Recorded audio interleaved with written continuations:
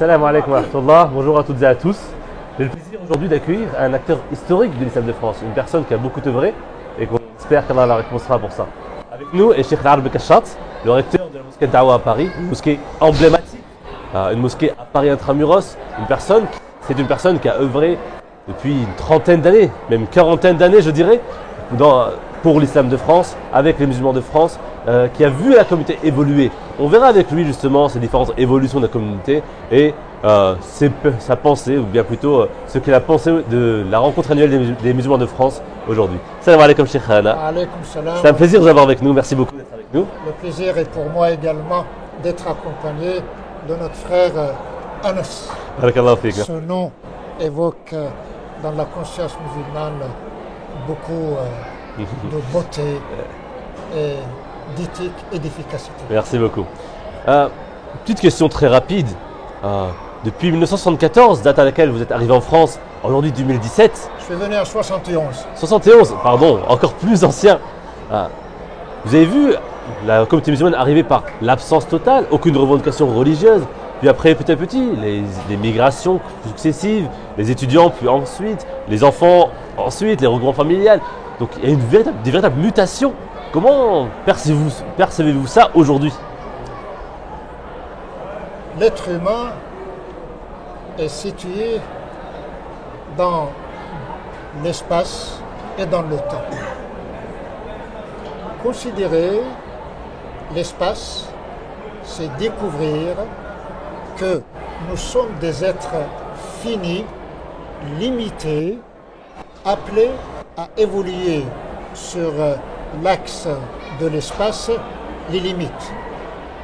Le temps invoque pour chacun d'entre nous le principe de changement. Donc ce changement fait partie, la vérité la plus vraie de l'existence de Alam Shahada, le monde de la manifestation, est le changement.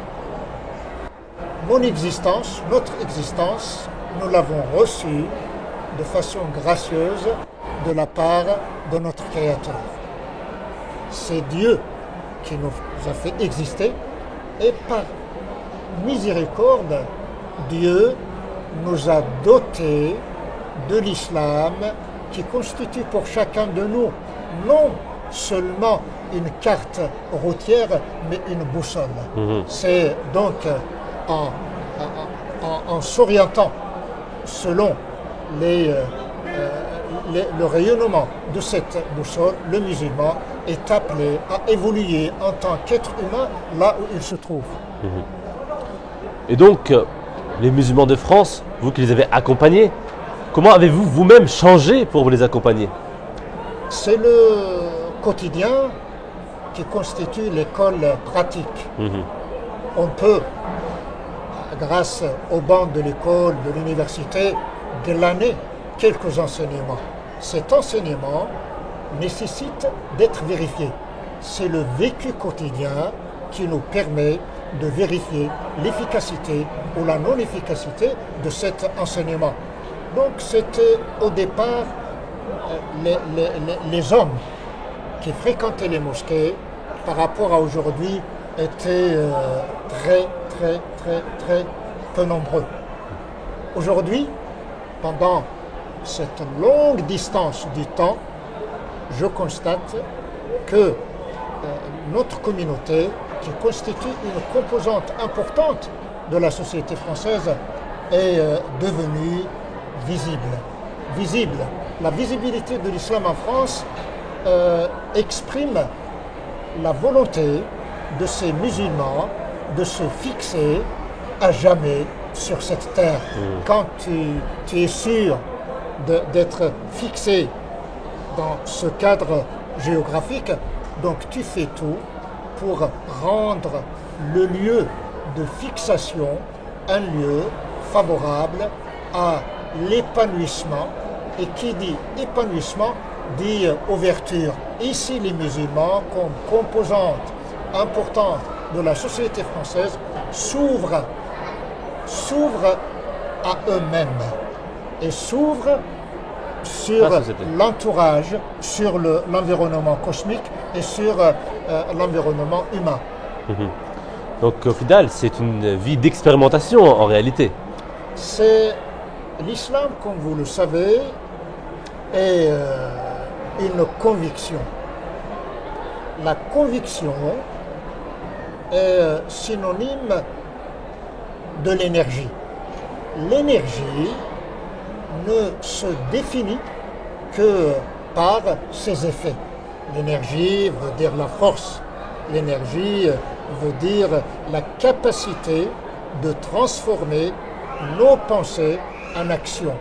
Pour que cette action soit avantageuse, pas seulement à l'auteur de cette pensée, c'est être avantageuse pour soi-même, pour sa famille et pour toutes et tous ceux qui constituent les occupants de l'espace public.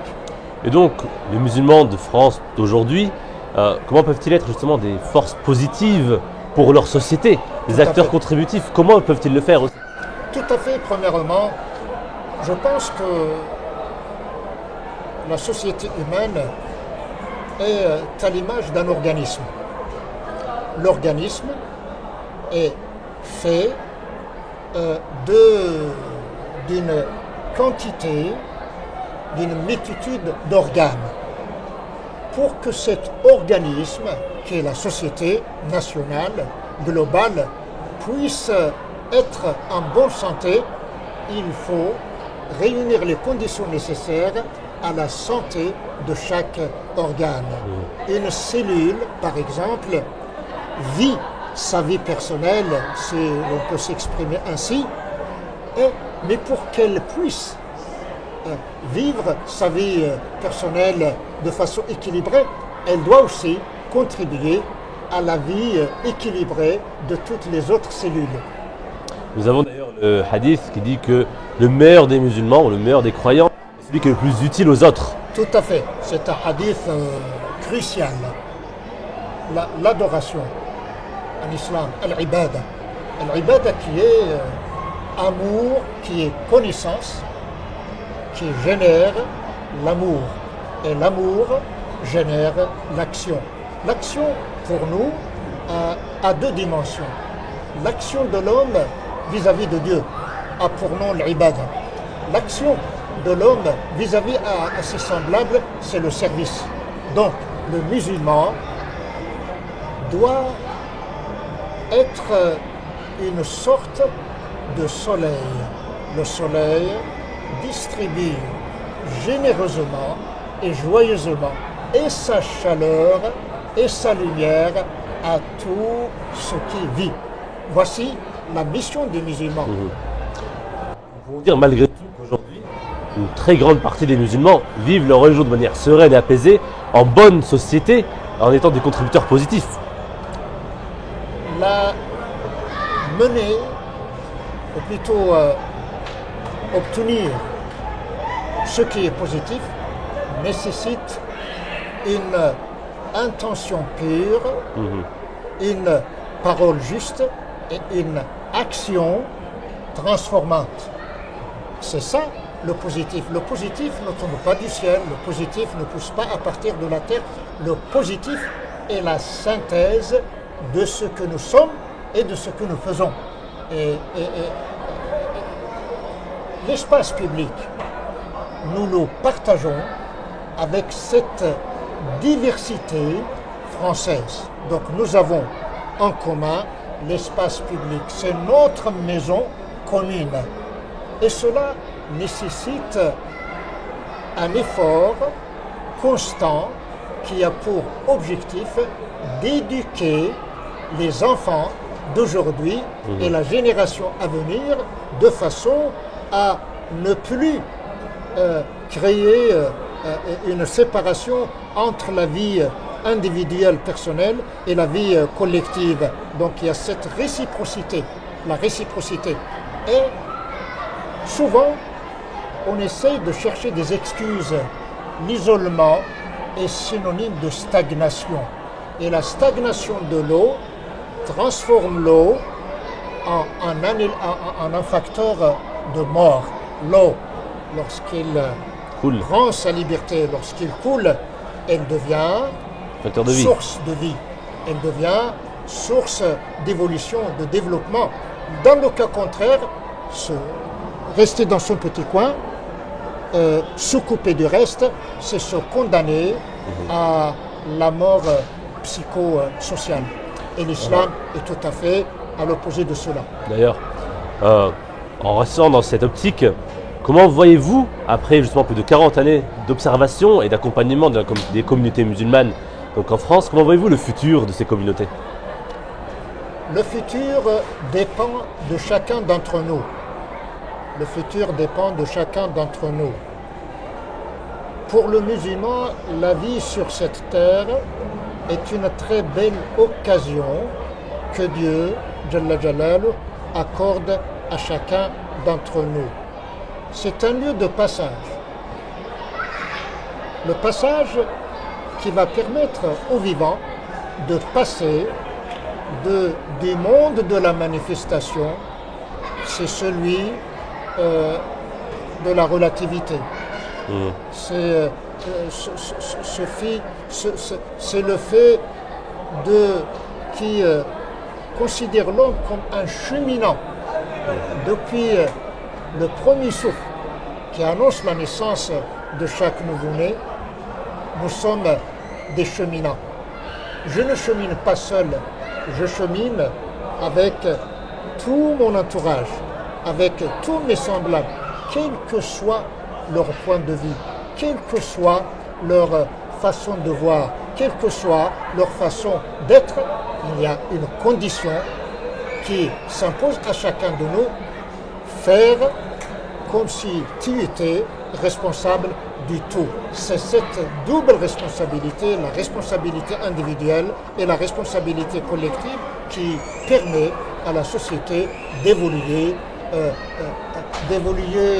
joyeusement, d'assumer le changement, Le changement a des conséquences. Les mauvaises conséquences, comme les agréables connaissances, dépendent uniquement de nous. Il faut qu'on se mette d'accord sur ce que nous voulons faire ici. Le souhait de chacun d'entre nous est d'être heureux. Le bonheur ne se situe pas dans quelques coins dans l'avenir.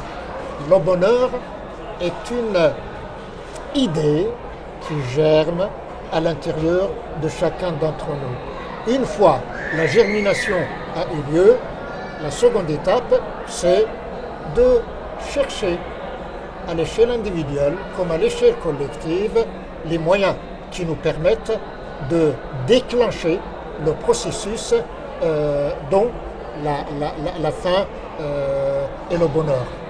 Et le bonheur d'ailleurs se conjugue.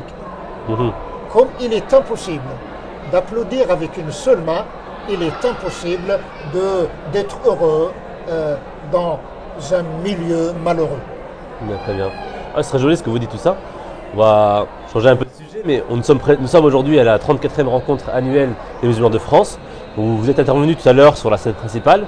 Quelles sont vos impressions sur cette rencontre? Mes impressions, c'est cette vague vivante des jeunes vivants, garçons et filles. Cette soif de savoir, cette soif de tout faire pour contribuer à l'amélioration de notre quotidien. Maintenant, ce qui est commun, c'est que nous vivons dans un monde dominé par la grande peur, dominé par la grande ignorance, dominé par la grande perplexité. Tout cela n'est nullement une fatalité. Nous sommes en train de récolter les semences passées durant le 19e siècle, le 20e siècle et le siècle passé.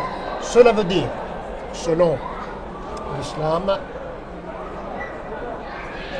ce qui ne va pas sur le plan social n'est pas la cause et l'effet. Conséquence.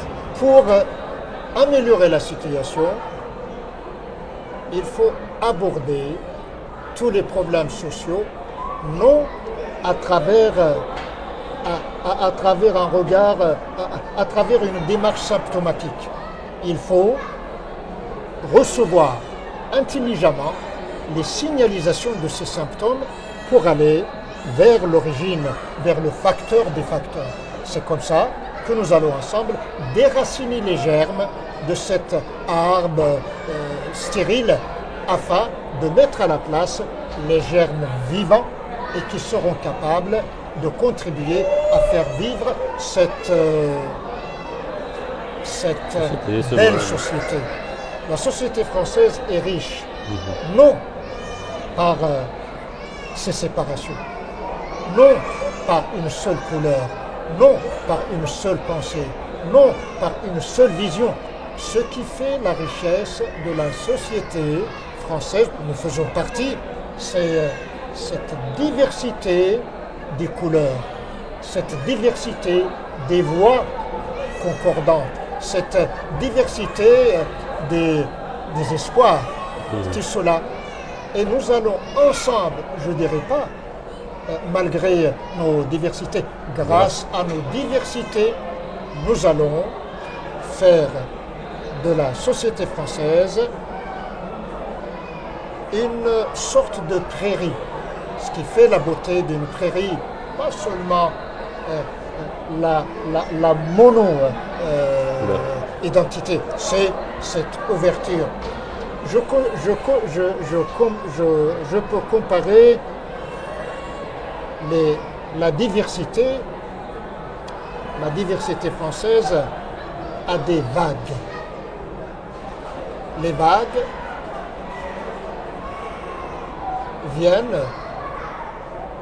ne viennent pas de rien. Les vagues viennent de l'océan. La société nationale, la société globale est un océan. Les expressions, la diversité d'expressions, expression verbale, expression comportementale, expression tout court, s'enrichit de ces racines qui sont profondément ancrées dans l'océan.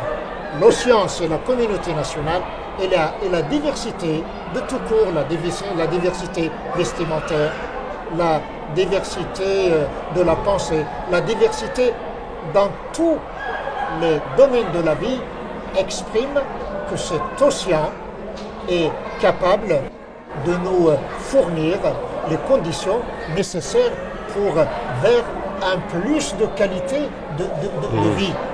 Un plus de qualité de vie. Dans notre tradition musulmane, la diversité est appelée à se libérer du dualisme.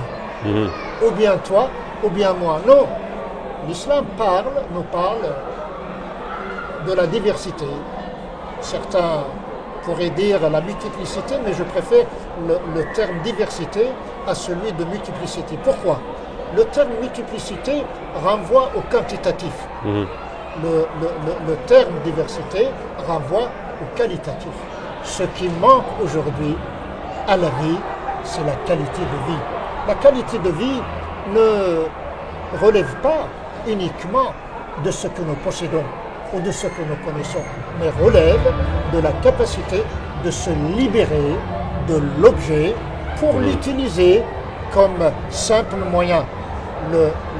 L'être humain est la perle la plus précieuse. Tout doit être mobilisé pour servir l'humain. Et en aucun cas, l'humain doit être transformé en un objet pour assouvir quelques désirs primaires. Sur ces belles paroles, merci beaucoup pour ces belles paroles. Donc merci à toutes et à tous de nous avoir suivis. Et je remercie Cheikh Al-Arab Kachat pour toutes ces jolies paroles et tous ces enseignements riches de sagesse.